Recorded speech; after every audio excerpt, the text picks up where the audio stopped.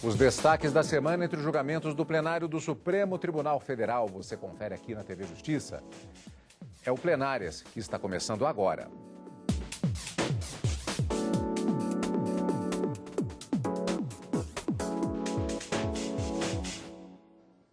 Hoje com os principais momentos das sessões dos dias 20 e 21 de março de 2019, quarta e quinta-feira. Karina, entre os destaques que vamos destacar na edição de hoje, nós temos a questão dos índices de correção monetária e juros de mora em relação às chamadas dívidas da Fazenda Pública. E ainda também o julgamento da questão do bloqueio de verbas do metrô do Distrito Federal e também da Emater. A própria diferenciação entre estas duas entidades públicas já leva a uma decisão diferenciada também, como vamos ver na edição de hoje. Especificamente, o que une justamente as duas questões é o pagamento de verbas trabalhistas. E o bloqueio dessas verbas é a forma de execução dessas duas pessoas jurídicas de direito privado, mas que exercem atividades ou um serviço público. E a discussão era saber se a forma de pagamento dessas dívidas trabalhistas deve ser efetuada pelo regime de execução por meio de precatórios, seguindo a regra do artigo 100 da Constituição, ou se deve seguir a execução regular do Código de Processo Civil, como para todas as empresas privadas. Mas essa é uma discussão que a gente trata mais adiante desse nosso programa. Sem dúvida alguma, Cadu, o grande destaque e os holofotes acabaram se vertendo para o julgamento da quarta-feira, que foram os 4 embargos de declaração que foram retomados a partir do voto vista do ministro Alexandre de Moraes e que discute efetivamente uma decisão do Supremo Tribunal Federal que declarou inconstitucional a forma de atualização monetária pelo índice da poupança daquelas dívidas reconhecidas judicialmente da Fazenda Pública, ou seja,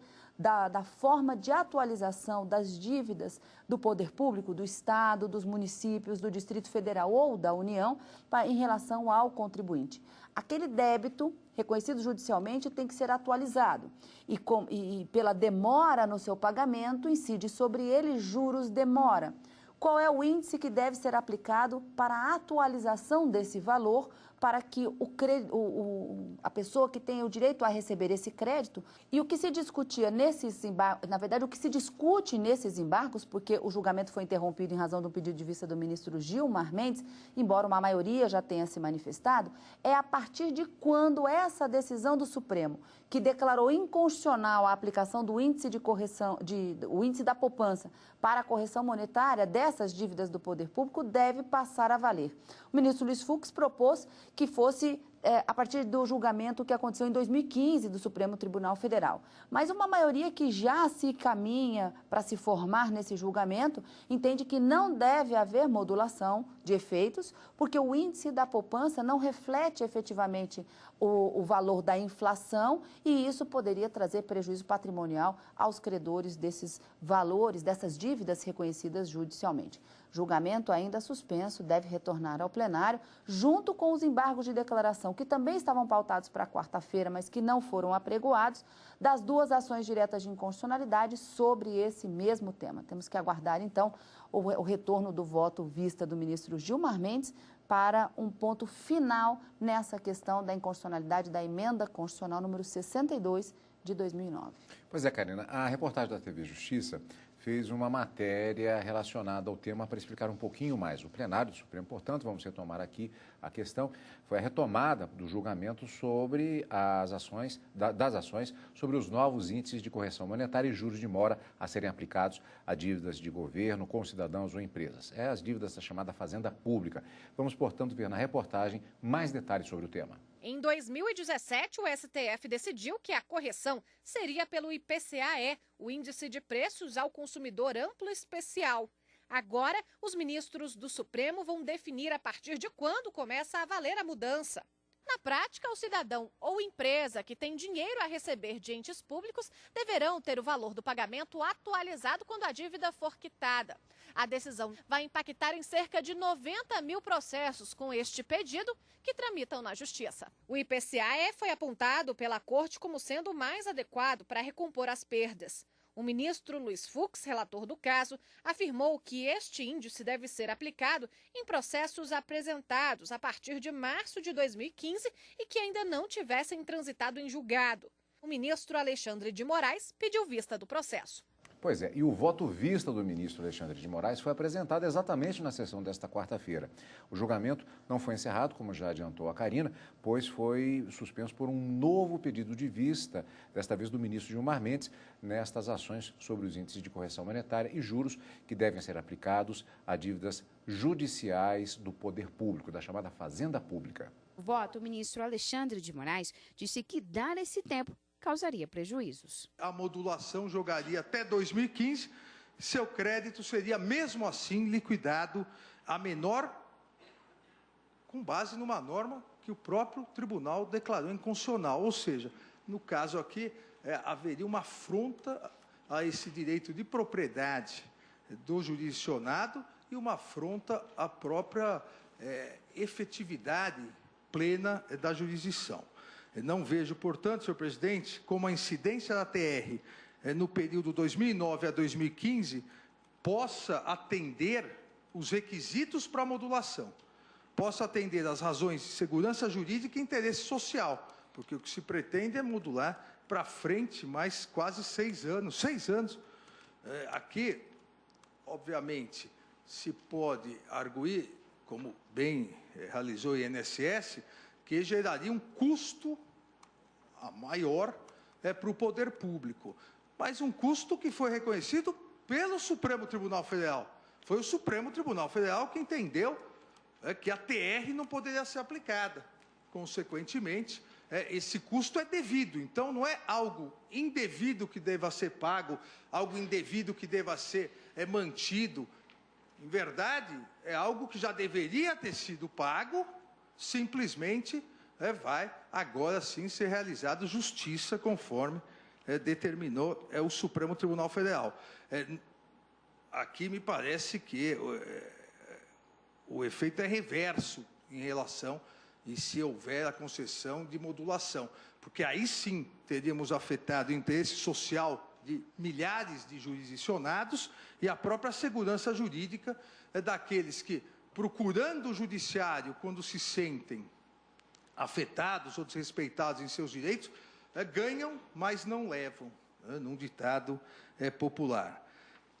Então, senhor presidente, entendo que, obviamente, entendo que em casos excepcionais, e esse, ao meu ver, exatamente porque não presentes razões de segurança jurídica e interesse social para modulação, em casos excepcionais, obviamente, é possível essa modulação. Mas aqui, anos após o julgamento do reconhecimento de algo que já deveria ter sido pago lá atrás, um índice que foi afastado pelo tribunal, não me parece ser constitucionalmente possível essa modulação. Também votaram assim os ministros Edson Fachin, Rosa Weber e Ricardo Lewandowski. Manifestei que a correção monetária nada mais é do que o redimensionamento do valor nominal da moeda desgastado pela inflação, de tal maneira que ele readquira, a partir desta correção monetária, pelo menos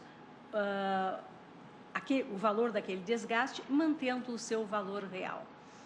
E por isso a atualização monetária fixada com base em um índice ex ante, ela não se prestava a esta finalidade, porque o índice ex ante, pela própria metodologia da sua definição, não reflete tal desgaste e implica uma indevida redução do crédito conferido por um título judicial transitado em julgado. Então, senhor presidente, usando nessa sessão de julgamento, seguindo a metodologia que tenho observado, quando já expostos os fundamentos das duas correntes que aqui se expõem, o ministro, o eminente relator, já defendeu com brilho, num voto extenso, profundo, a tese que agora foi reavivada e bem explicitada pelo ministro Luiz Roberto, e a divergência aberta pelo ministro Alexandre de Moraes e acompanhada pelo ministro Edson Fachin, também se fez com base numa fundamentação que, com todo respeito, é a que eu entendo correta, a partir das premissas que tenho sempre defendido, eu peço vênia ao eminente relator para acompanhar a divergência. Nós estaríamos vulnerando o interesse social, porque a não atualização adequada, segundo os índices oficiais de corrosão da moeda, dos débitos da Fazenda Pública, na verdade, insisto, militam contra os interesses dos credores da Fazenda e, portanto, milita contra o interesse social. Já o ministro Luiz Roberto Barroso seguiu o relator, ministro Luiz Fux, para que o IPCA-E seja aplicado nas ações judiciais depois de março de 2015. O impacto que uma decisão como essa produzirá sobre as finanças dos estados é tão devastador que não vai acontecer nada, porque ninguém vai pagar coisa nenhuma. É isso que vai acontecer. Portanto, nós vamos trocar alguma coisa por coisa nenhuma.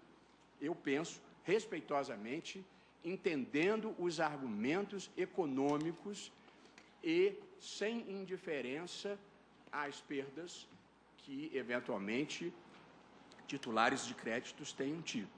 Mas aqui nós temos que fazer escolhas dramáticas na vida, escolhas trágicas.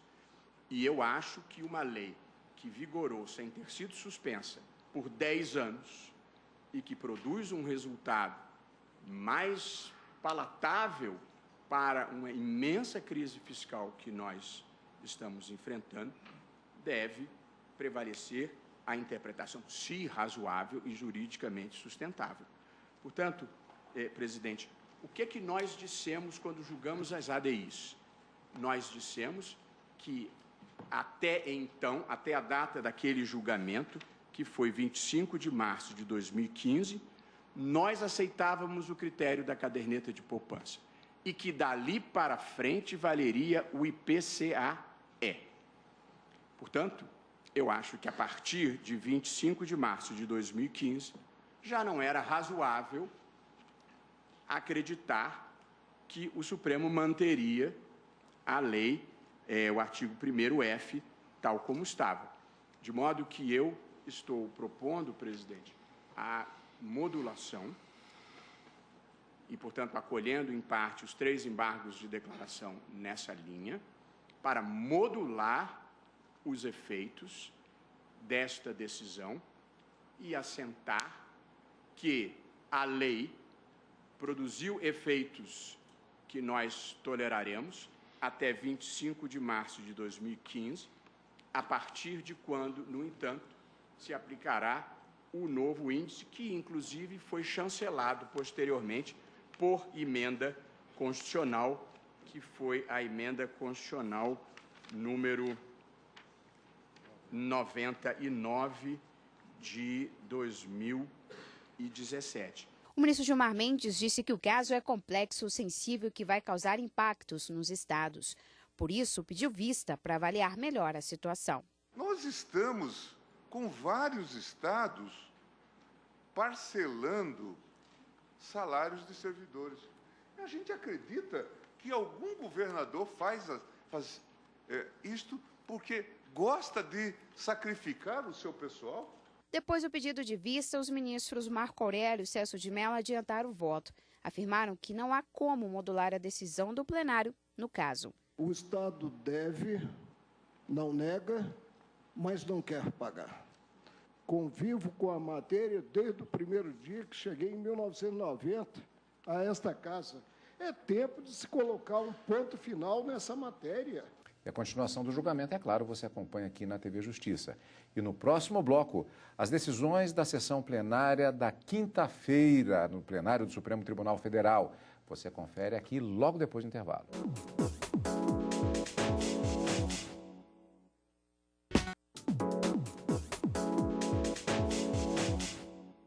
Estamos de volta com o Plenárias. Karina, nós vamos verificar agora como foi a sessão plenária da quinta-feira, mas, na verdade, o julgamento que foi destaque na sessão da quinta, ele começou mesmo ainda na sessão da quarta. Exatamente, Cadu. Eram 2 referendos em arguição de descumprimento de preceito fundamental. 2 ações em que o ministro Edson Fachin, relator, foram apregoadas de forma conjunta, porque o pano de fundo era o mesmo. E, em ambos os casos, o metrô do Distrito Federal e a Emater, uma empresa do estado do Pará, tiveram as suas contas bloqueadas para pagamento de débitos trabalhistas. E o que se discute aqui no referendo da medida liminar e no mérito da ADPF é saber se essas pessoas jurídicas de direito privado, essas empresas prestadoras de serviço público, elas têm o direito de ter as suas dívidas executadas pelo sistema previsto na Constituição, pelo regime de precatório, ou de acordo com o que determina o Código de Processo Civil na execução das dívidas regulares, vamos dizer assim. Se for pela Fazenda Pública, os bens não poderiam ser bloqueados, e aí buscava-se, na verdade, que o Supremo Tribunal Federal, busca-se, porque o julgamento não foi concluído ainda, que o Supremo reconheça a natureza equiparada de empresas públicas dessas pessoas jurídicas de direito privado e que a elas sejam estabelecidos, portanto, o regime de execução de dívidas no sistema de precatórios. Julgamento iniciado na quarta-feira, relatório, sustentações orais, na quinta-feira, voto do ministro Edson Fachin, mais uma interrupção do julgamento em razão também do pedido de vista do ministro Alexandre de Moraes. Sessão plenária da quinta-feira, vamos ver, portanto, como foi a segunda parte do julgamento, que começou na quarta-feira, como dissemos, na sessão da quinta agora, das ações propostas pelos governadores do Pará e do Distrito Federal. Como já vimos, portanto, foram questionadas decisões da Justiça Trabalhista que bloquearam contas da Emater paraense e do metrô do Distrito Federal. Na sessão desta quinta-feira, o ministro Edson Fachin, relator das duas ações, decidiu, no caso da Emater do Pará, manter suspenso o bloqueio das contas. Para ele, a empresa de assistência técnica e extensão rural presta serviço público e preenche os requisitos que a iguala às empresas públicas. Por isso, o pagamento de dívidas trabalhistas deve ser pelo regime dos precatórios, igual da Fazenda Pública. Quanto a assistência técnica e extensão rural, com as mais respeitosas vênias ao nobre advogado que assomou a tribuna, com a finalidade de realizar um distinguish entre as denominadas Ematers de diversas unidades federadas, considero que a empresa de assistência técnica e extensão rural do Estado do Pará, criada pela Lei 4669 de 1976 e editada por aquele Estado-membro, e como empresa estatal de direito privado vinculada à Secretaria de Estado da Agricultura, satisfaz os requisitos esculpidos pela jurisprudência assente deste Supremo Tribunal Federal. E, portanto, nesta hipótese, estou mantendo, tal como deferi, e tal como, portanto, trago ao exame para referendo ou não deste colegiado, a submissão ao regime jurídico inerente à Fazenda Pública. Nesta hipótese, o inciso 4º do artigo 187 da Constituição Federal determina o planejamento e execução da política agrícola pelo poder público, com a participação efetiva do setor produtivo, levando em conta especialmente a assistência técnica e extensão rural, que, como todos sabemos, realiza este trabalho e estas empresas uma atividade de inquestionável e valiosos préstimos ao nosso país. A escolha do público-alvo da política pública levada a efeito pelo Estado do Pará não permite que se possa supor a lucratividade como intuito dessa empresa. Simultaneamente, não visualizo situação na qual haja presença em relação a esta empresa do Estado do Pará um marco concorrencial na qual ela própria se insira.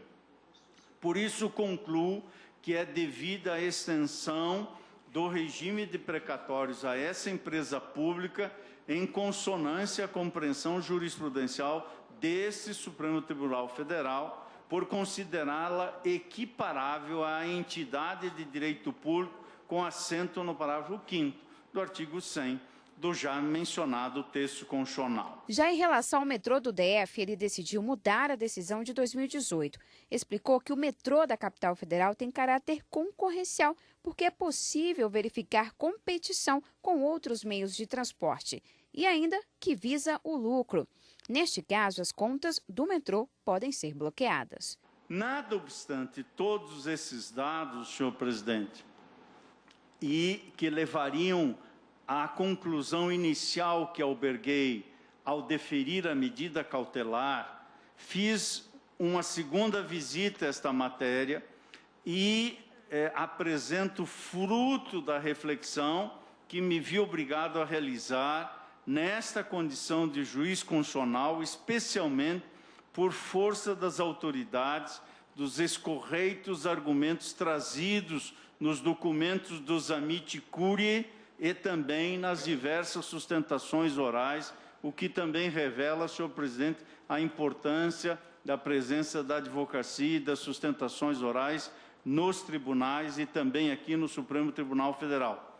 E deste segundo exame que fiz, senhor presidente, trago conclusão em sentido diverso da minha percepção inicial e firmo convicção segundo a qual, e vou expor as razões disso, a situação do metrô do Distrito Federal, ao contrário da empresa de pesquisa e extensão agrícola do Estado do Pará, a situação da empresa metropolitana do Distrito Federal não se amolda à diretriz jurisprudencial do Supremo Tribunal Federal por não cumprir dois requisitos que reputo essenciais.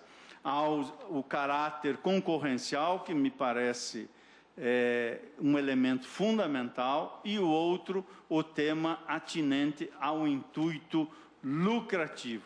Quanto ao item 1, vale dizer a questão atinente ao caráter concorrencial, após detida análise da Política Nacional de Mobilidade Urbana, constato que a única diferenciação quanto ao modo de transporte urbano pertine à motorização, nos termos do parágrafo 1º do artigo 3º da Lei 12.587 de 2012.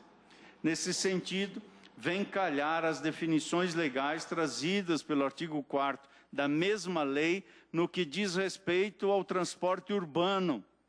Vale dizer, é o conjunto dos modos e serviços de transporte público e privado, utilizado para o deslocamento de pessoas e cargas nas cidades integrantes da Política Nacional de Mobilidade Urbana, ao passo que o inciso 6º desse mesmo artigo que mencionei considera o transporte público coletivo como serviço público de transporte de passageiros, acessível a toda a população mediante pagamento individualizado, com itinerários e preços fixados pelo poder público.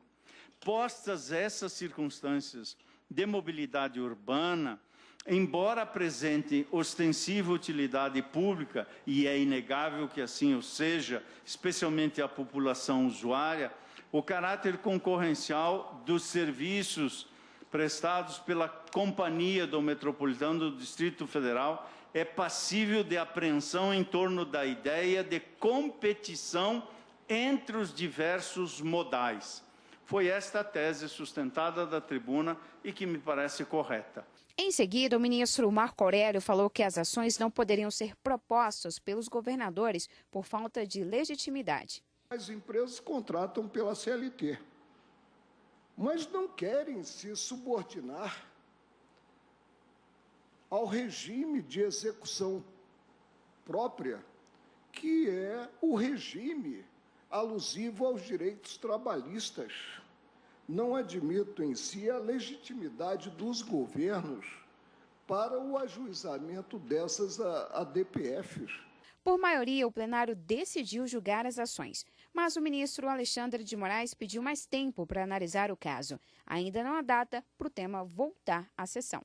Bom, esta foi a sessão plenária da quinta-feira e ainda não foi o único julgamento, na verdade, Karina. Tivemos também, inclusive na segunda parte da sessão, outros julgamentos. Você destacaria um deles, que é uma ação direta de inconstitucionalidade. Exatamente, vários julgamentos que estavam nas listas dos ministros e um deles, por votação unânime, eles acabaram declarando a inconstitucionalidade de dispositivos de uma lei de 2010 do estado de Santa Catarina que tratava de seguro de veículos. Segundo o argumento, é que os dispositivos, eles traziam algumas obrigações para os seguros de veículo e acabavam também trazendo regras referentes ao trânsito, o que é o argumento do autor da ação direta de inconstitucionalidade, que acabou sendo acolhido por votação unânime dos ministros no plenário da quinta-feira, com exceção do ministro Luiz Roberto Barroso, que se declarou impedido para julgar, suspeito para julgar o processo.